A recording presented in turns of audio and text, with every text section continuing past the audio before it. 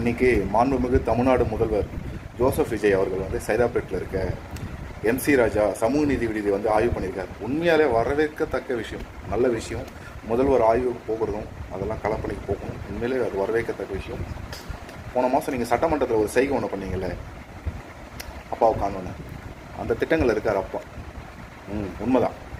சைதாப்பேட்டில் அந்த ஹாஸ்டல் எப்படி இருந்தது தெரியுங்களா? அது இடித்து திமுக ஆட்சியிலேயே அது இடிக்கப்பட்டு திமுக ஆட்சியிலே கட்டி திமுக ஆட்சியிலே திறக்க வச்சு அந்த ஹாஸ்டலில் படித்த எழுச்சி தமிழ் தொல் திருமாவளவன் அவர் வர வச்சு அந்த இனாகிரேட் பண்ணது அந்த திட்டங்கள் இருக்கார் அப்பா. அடுத்ததாக கன்னியாகுமரியில் அந்த சபரிவர்மனுடைய பாதிக்கப்பட்ட குடும்பத்துக்கு வந்து தங்களோட அமைச்சர் சகாக்கள் அனுப்பி நேரில் பார்வையிட வச்சுங்க. உண்மையாலே அது நல்ல விஷயம்.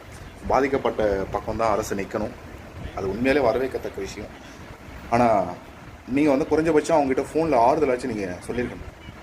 இதே மாதிரி தான் மடத்தி குளத்தில் அவளர் அஜித்குமார் வந்து லாக்அப் டெத் ஆனப்போ அன்றைய பெரிய கருப்பன் ஒரு அமைச்சர் வந்து அவங்க வீட்டுக்கே நேரடியாக போய் அன்றைய முதல்வர் வந்து தொலைபேசியில் தொடர்பு கொண்டு உங்களுக்கு தேவையானதை நான் செஞ்சு தரேன், சட்டப்படி நான் நடவடிக்கை எடுக்கணும்னு உறுதியளித்தார். மாலதி அவங்க அம்மாவும் தம்பி இருக்காங்க. சரி சரி சரி, அவங்க அம்மா கிட்ட கொடுக்குறேன். அம்மா கிட்ட கொடுக்குறேன். சிஎம் பேசுறாங்கம்மா. ஹலோ வணக்கம்மா.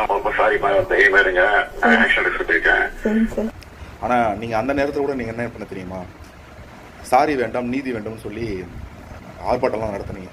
அந்த மாதிரி ஸ்டாண்ட் வந்து திமுக எடுக்கலை.